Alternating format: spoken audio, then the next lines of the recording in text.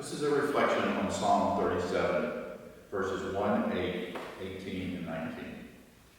Be not vexed over evildoers, nor jealous of those who do wrong. Give up your anger, and forsake your wrath. Be not vexed, it will only harm you. The Lord watches over the lives of the wholehearted. Their inheritance lasts forever. They are not put to shame in an evil time. In days of famine, they have plenty. Vexed is a mental and emotional condition in response to a big question or condition that seems beyond understanding, seemingly unexplainable. I see many vexed over the conditions of the world around us and over the words and actions of those who should be providing a clear path to resolution, or at least understanding of the conditions we live in. The current state of our national mind is reflective of conditions existing prior to the pandemic, not so unlike the words that open up Psalm 37.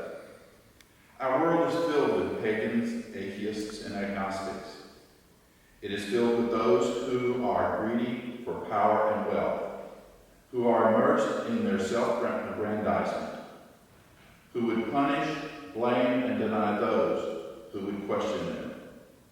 These circumstances have been magnified by a pandemic, a world environmental crisis, wars, and persecutions perpetrated by those who can be defined as evildoers.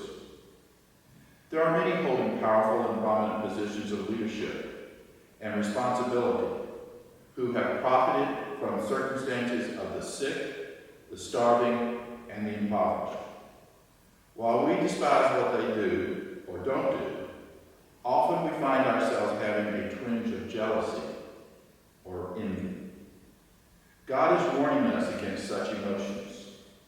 We are told not to have anger and not to turn to wrath.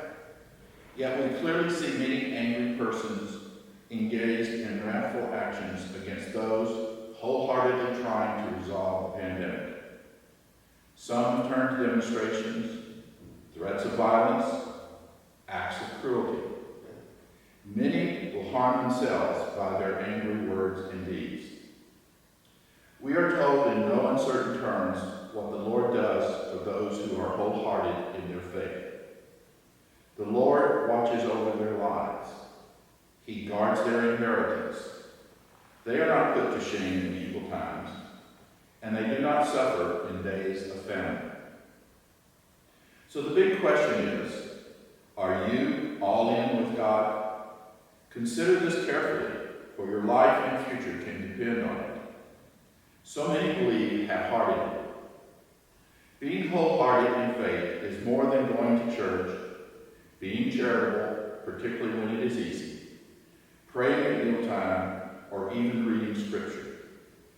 Being wholehearted in faith is a decision that starts in the soul and permeates the whole being at all times. It is times like these that test our wholehearted faith. Wholehearted faith is not compromised by any external force. Trusting God wholeheartedly is something almost unexplainable.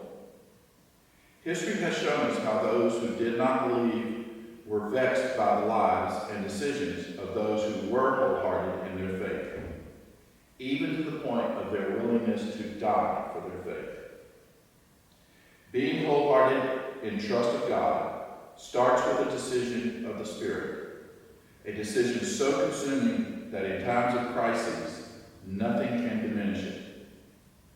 That decision, nurtured through prayer, worship, Scripture, and confession of faith in words and action, can fill the soul with joy in the midst of the crisis. This in no way eliminates concern, empathy, or even grief over the plight and death of others. As I stated in a previous reflection on James, the soul is capable of joy when the mind and body are in a state of grief. Being wholehearted takes practice. It takes spiritual exercise, augmented by words and actions.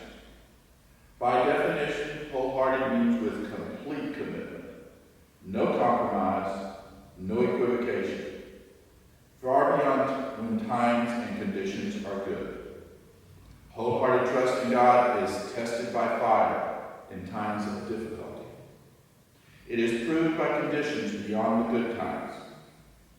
Being wholehearted with God, trusting Him when times are bad, is evidenced by joy in the soul that your God is there for you no matter what you must bear. Exercise your wholehearted trust in God. Pray unceasingly in supplications and thanksgiving. Live in faith, not in fear. Pray for others in need. Be charitable beyond normal. Perform works of mercy. Let your joy shine forth, and see your inheritance last. Look beyond the material at the true inheritance you will leave your children. The first commandment in Exodus 20 concludes with these words, "But bestowing mercy down to the 1,000th generation on the children of those who love me and keep my commandments." The greatest inheritance we give our children is our faith through teaching and example. Our wholehearted faith will protect us from harm and reward us in this life and in the lives of our posterity. Remember that your inheritance will last forever. This I believe.